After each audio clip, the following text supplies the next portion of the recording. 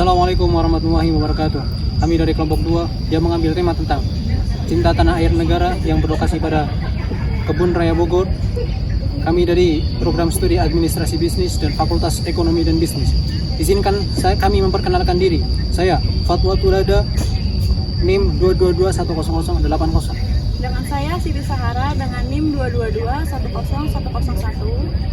Dengan saya Sulti Nusara dengan NIM 222-10140. Dengan saya Vina Saputri dengan NIM 222-10033. Dengan saya Widya Hidayah Putri dengan NIM 222-10060. Mari kita simak ke video berikutnya.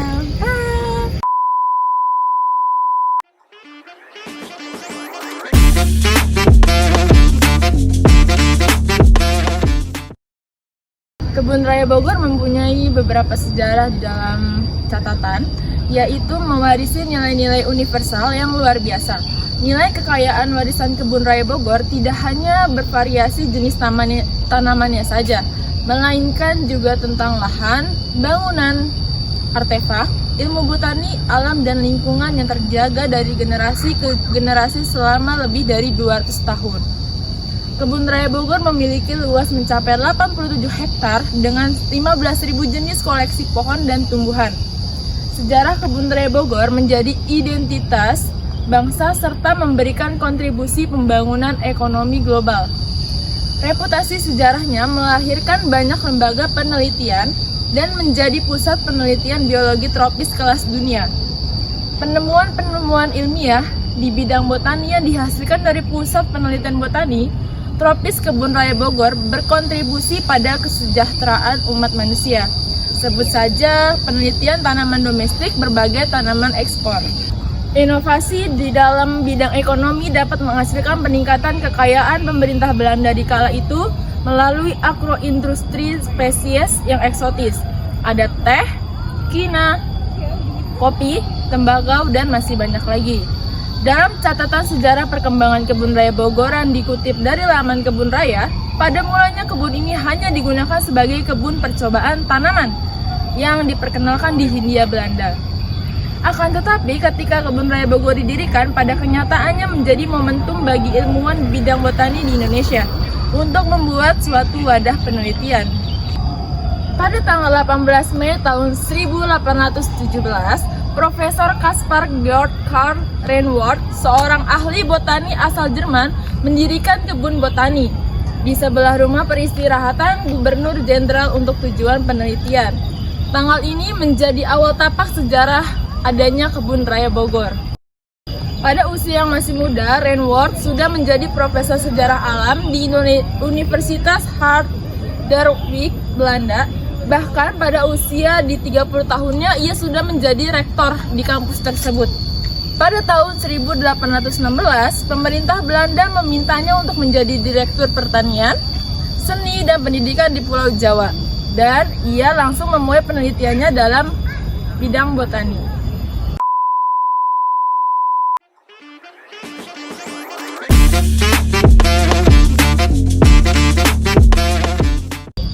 Ya, kalau Anda berkunjung ke Kebun Raya Bogor, jangan lupa untuk duduk-duduk di tepi Danau Gunting.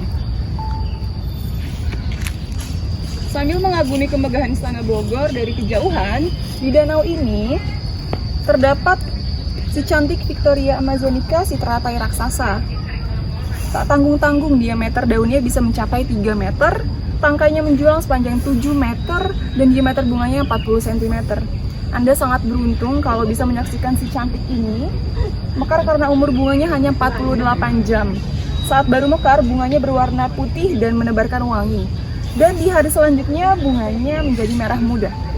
Museum Zoologi Morogis atau Museum Zoologi telah berdiri sejak tahun 1894. Diawali dengan didirikannya Lembaga Zoologi Laboratorium, yaitu suatu laboratorium kecil yang terletak di kawasan Kebun Raya Bogor yang bertugas mengoleksi dan meneliti serangga pada tanaman pertanian. Seiring perkembangannya waktu, aspek penelitian terus berkembang meluas ke berbagai jenis fauna. Secara sekilas, jumlah spesimen yang dipamerkan terlihat sedikit. Namun secara keseluruhan, untuk koleksi ilmiah sendiri, Museum Zoologi telah berhasil menjadi museum fauna terbesar di Asia Tenggara dengan jumlah total koleksi pada awal tahun 2018 mencapai 2.768.044 spesimen. Saat ini terdapat 122 display yang memamerkan 954 jenis fauna yang ada di Indonesia. Jenis-jenis fauna yang dipamerkan ini terdiri dari 211 jenis burung, 88 jenis mamalia, 92 jenis reptil dan amfibi, 55 jenis ikan, 243 jenis moluska, 3 jenis krustasea, dan 262 jenis serangga. Museum Zoologi memiliki koleksi kerangka mamalia terbesar di dunia, yaitu paus biru yang kini menjadi ikon museum.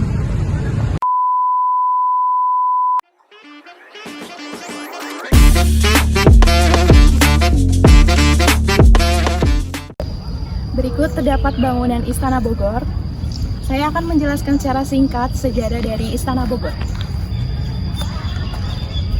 Istana Bogor merupakan salah satu 6 dari Istana Presiden Republik Indonesia yang mempunyai keunikan tersendiri, dikarenakan aspek historis, kebudayaan, dan faunanya. Seperti namanya, istana ini terletak di Bogor, Jawa Barat. Istana Bogor berada di kota Bogor, yang pada era kolonial bernama Buitenzorg atau Sans Souci, yang berarti tanpa kekhawatiran. Sejak tahun 1870 hingga 1942, Istana Bogor merupakan tempat kediaman resmi dari 38 jenderal Belanda dan 1 gubernur jenderal Inggris. Istana Bogor dibangun pada bulan Agustus 1744 dan berbentuk tingkat 3. Pada awalnya merupakan sebuah rumah peristirahatan. Ia sendiri yang membuat sketsa dan membangunnya dari tahun 1745 sampai dengan 1750. Berangsur-angsur seiring dengan waktu, perubahan bentuk bangunan Istana Bogor telah mengalami berbagai perubahan sehingga yang tadinya merupakan rumah peristirahatan berubah menjadi bangunan Istana Palladian dengan luas halamannya mencapai 28,4 hektar dan luas bangunan 14.892 meter persegi. Namun, musibah datang pada tanggal 10 Oktober 1834. Gempa bumi mengguncang akibat meletusnya Gunung Salak, sehingga istana tersebut rusak berat. Pada masa pemerintahan Gubernur Jenderal Albertus Jacob, tahun 1851 sampai dengan 1856, bangunan lama sisa gempa itu dirobohkan dan dibangun dengan mengambil arsitektur Eropa pada abad ke-19. Pada tahun 1870, Istana Buitenzorg dijadikan tempat kediaman resmi dari Gubernur Jenderal Hindia Belanda. Penghuni terakhir Istana Buitenzorg itu adalah Gubernur Jenderal Jarja van Starkenborgh Steenvoort, yang terpaksa harus menyerahkan istana ini kepada Jenderal Imamura, pemerintah pendudukan Jepang.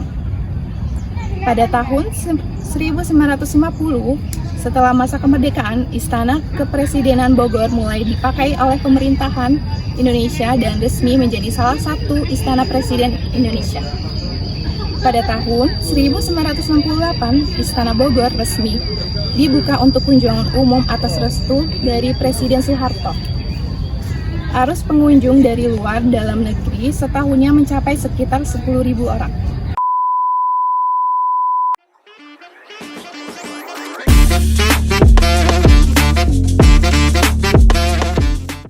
Taman Meksiko merupakan taman tanaman kaktus yang berada di Kebun Raya Bogor.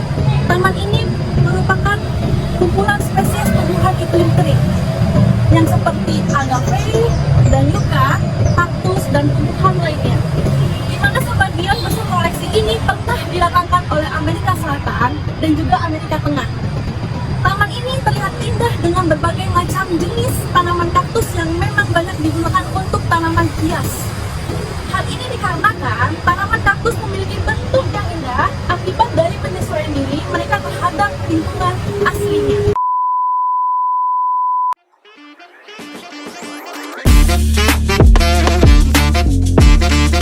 Oke, di belakang saya terdapat Taman Ametes yang menjalankan tentang program penelitian dan konservasi. Baik, Di belakang saya Taman Lementes yang menjalankan program penelitian dan konservasi yang mencakup berbagai aspek. Yang pertama itu terdapat penelitian keanekaragaman hayati yang memberikan kajian taksonomi, morfologi, dan biologi berbagai spesies tumbuhan. Yang kedua, konservasi ex situ. Hal ini memberikan kajian tentang pembentukan bank benih dan bank plasma nutfah tumbuhan. Yang ketiga, tentang konservasi in situ yang memberikan pengembangan koridor ekologi untuk menghubungkan habitat terfragmentasi. Yang keempat, penelitian terapan. Kajian pemanfaatan tumbuhan untuk aplikasi teknologi dan industri. Studi potensi tumbuhan sebagai sumber pangan dan pakan alternatif. Yang kelima, membahas tentang pendidikan dan pelatihan. Hal ini membahas tentang pengembangan kurikulum dan materi ajar bidang botani dan konservasi. Kebun Raya Bogor juga memberikan fasilitas kunjungan, edukasi dan penelitian bagi mahasiswa, bagi siswa, mahasiswa, dan para peneliti. Dan yang terakhir, kerjasama internasional. Di belakang saya membahas tentang kolaborasi penelitian dan proyek konservasi bersama institusi global. Melalui berbagai program tersebut, Kebun Raya Bogor terus berperan aktif dalam upaya penelitian dan konservasi keanekaragaman hayati tumbuhan tropis di Indonesia. Memperhatikan lingkungan sekitar juga termasuk cinta tanah air, seperti membuang sampah pada tempatnya.